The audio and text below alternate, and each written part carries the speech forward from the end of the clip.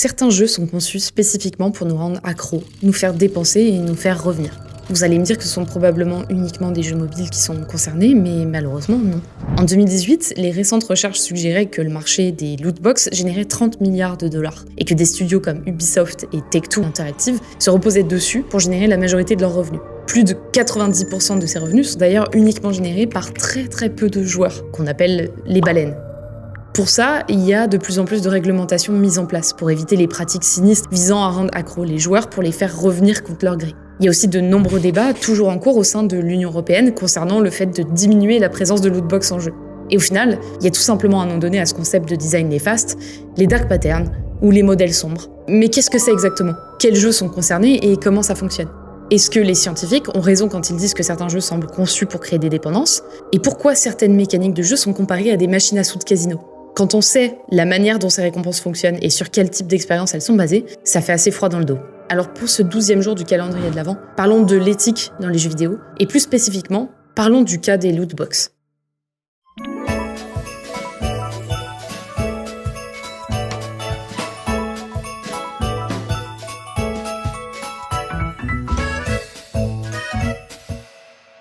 Vous saviez que les systèmes de récompense avaient été étudiés sur des rats, et que potentiellement on réagit pareil que ces rats.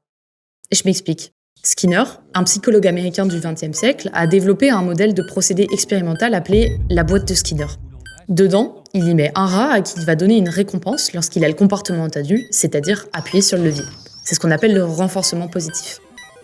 Dans le cas contraire, si le rat ne se comporte pas comme prévu, il va lui donner une décharge électrique en guise de punition. C'est ce qu'on appelle le renforcement négatif. Lors d'une de ces expériences, Skinner tente deux choses. Donner une croquette au rat à chaque fois qu'il active le levier, ou donner une croquette de manière aléatoire lorsque le rat active le levier. À votre avis, dans quel cas un rat qui a faim interagit le plus avec le levier ? Je vous laisse quelques secondes. Eh bien, figurez-vous que c'est le deuxième cas, c'est-à-dire celui où la nourriture arrive de manière complètement aléatoire. Je vous la fais très courte et résumée, parce qu'en réalité c'est bien plus complexe que ça, mais Skinner a découvert que les récompenses intermittentes étaient bien plus efficaces que les récompenses continues. C'est-à-dire qu'il vaut mieux donner des récompenses de manière aléatoire, plutôt qu'à chaque fois qu'une action est réalisée. Et là où ça devient hyper sombre, c'est que cette expérience, en réalité, elle a servi d'exemple pour la mise en place des lootbox. Pour celles et ceux qui ne connaissent pas, ce sont des items achetables dans le jeu. Les joueurs ne savent pas ce qu'il y a dedans, mais avec de la chance, ils paient peu pour recevoir une lootbox qui contient des items rares et chers en temps normal, comme des armes, des collectibles, de l'équipement, des skins. Et dans ce cas, c'est jackpot. Mais dans le cas inverse, ils repaient. Et vous vous en doutez, mais beaucoup d'argent peut partir là-dedans. Si on compare le système de boîte à butin avec la boîte de Skinner, on comprend bien mieux. En tant que joueur, on va être bien plus excité à l'idée de potentiellement recevoir de bonnes surprises de manière irrégulière, plutôt que de tout mettre en œuvre pour recevoir une bonne surprise à laquelle on s'y attend. Je suis sûre que pas mal d'entre vous doivent se dire « Ok, et alors ? J'ai choisi de payer, je suis grand, je fais ce que je veux. » Alors, bien sûr que oui, chacun fait ce qu'il veut. Mais le fait qu'il y ait de la monétisation en jeu, ça rend le tout questionnable et pas hyper éthique. Parce que le jeu joue sur la psychologie sans même qu'on s'en rende compte. Vous allez avoir tendance à payer plus pour augmenter vos chances de gain, et c'est pas en votre faveur, mais clairement en celle des responsables du jeu.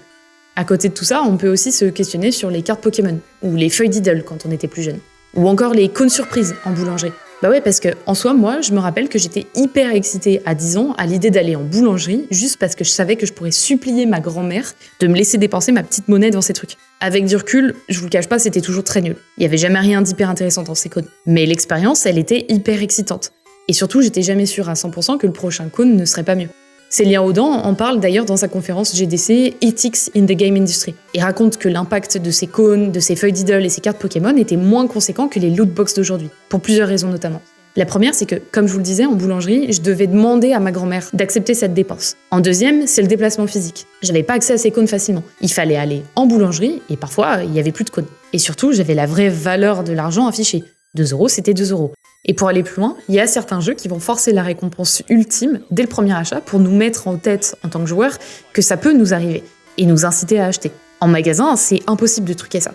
Tout ça pour dire que c'est subtil, mais qu'en réalité, ça peut aller très loin.